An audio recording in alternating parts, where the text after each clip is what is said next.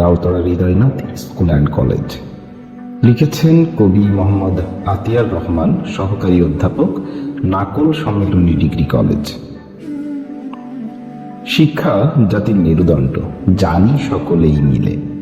শিক্ষা কেমন বিস্তৃত ছিল সেই প্রাচীন আমলে। প্রাতিষ্ঠানিক শিক্ষা গ্রহণ করে কিছু এথেন্সবাসী, ক্রমান্বয়ে শিক্ষার আলো পেতে থাকে বিশ্ববাসী। পূর্ব পাকিস্তানে অনেক পরে জ্বলল শিক্ষার প্রদীপ। পাতলা পাতলা শিক্ষা প্রতিষ্ঠান হলো দিক বিদিক।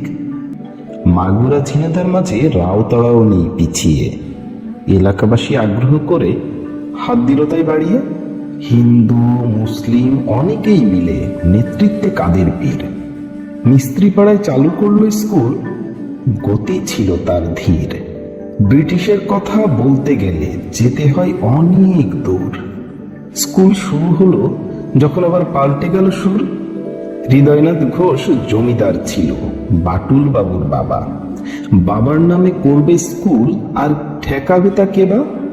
জমি জায়গা তারাই দেবে, পূর্ণ স্কুল করবে গঠন।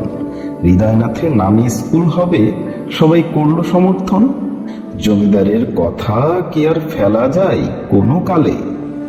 রাউতড়া হৃদয়নাথ বহুমুখী স্কুল হলো 1930 সালে। টিনের চালের ঘর ছিল, তার চাটায়ও ছিল বেড়া। তবুও স্কুল নাম করা ছিল মাগুরা ঝিনাইদাই সেরা।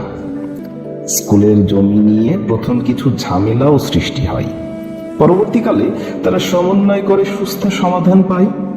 বিশ্ব রোডের পাশে স্কুল দাঁড়িয়ে আছে আপন মনে। চারিদিকে তাকে আবৃত রেখেছে সবুজ শ্যামল বনে। উত্তর পাশে বড় পুকুর, পশ্চিম পাশেও খেলার মাঠ। খেলাধুলা স্কুলের ছেলেমেয়েরা করে বাজিমাত। পোস্ট অফিস আর মসজিদ আছে, করে বুক টান। পাশে আছে ঐতিহ্য সে ইউসুফ ভাইয়ের দোকান। হাই স্কুল আর প্রাইমারি ছিল একই প্লটের জমিতে।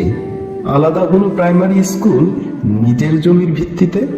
অনেক গ্রামের ছেলে মেয়ে এসে ভর্তি হতো সহজে।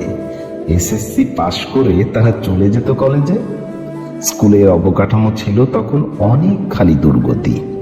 অল্প সংখ্যক মেয়ে আসতো, ছেলেরা হতো বেশি ভর্তি।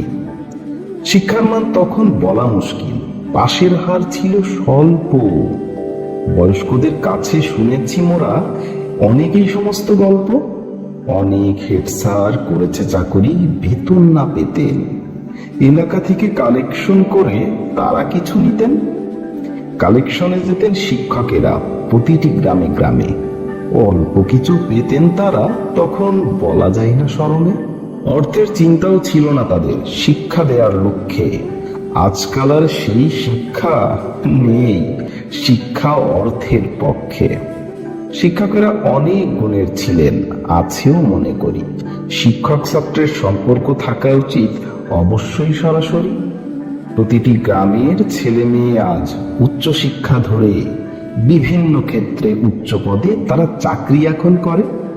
স্কুল কলেজ ব্যাংক আদালত সেনা নৌ ও বিমান অনেক ক্ষেত্রেই রাখছে তারা এই স্কুলের প্রমাণ। মুস্তফা আজিজ আর্ট স্কুলের প্রতিষ্ঠাতা ভাই, 1938 সালে জন্ম তার। সেও পড়তো রাউতড়ায়। এই মুহূর্তে কিছু হেড স্যারের নাম মনে পড়ে যায়। মোহাম্মদপুরের চুড়ারগাতি গ্রামের সুরেশচন্দ্র রায়। দীর্ঘদিন তিনি চাকরি করেছেন বাড়ি ত্যাগ করে। এলাকাবাসী বাসতেন ভালো তার আপন মনে করে। পরবর্তীতে দীপক রায় চৌধুরী ছিলেন বড় কড়া, বুঝিয়ে দিয়েছেন হৃদয়নাথ স্কুল শ্রেষ্ঠ রাউতড়া। ক্লাসে ক্লাসে গিয়েছেন তিনি, যেত না তাহা বোঝা। অন্যায় দেখলে রেগে যেতেন, শাস্তি দিতেন সোজা। ক্রমান্বয়ে পড়ালেখা এখানে অনেক ভালো হলো। অতি দ্রুত স্কুলের সুনাম চারিদিকে ছড়িয়ে গেল। Abdul Momen BSc honours MSc বিএডে তিনি প্রথম শ্রেণী। দেখতেছিলেন সুশ্রী। তিনিও ছিলেন অনেক কড়া শিক্ষা অনুরাগী। শিক্ষায় কোনো ছাড় ছিল না, যেতেন বাড়ি বাড়ি। মোহাম্মদ আলী হেড স্যারের কথা নাই বা বলি আর। প্রশাসন কেমন বুঝিয়ে গেছেন, করেছেন পরিষ্কার। ভালো ছেলে মেয়ে সুফল পেত পড়ালেখার জোরে।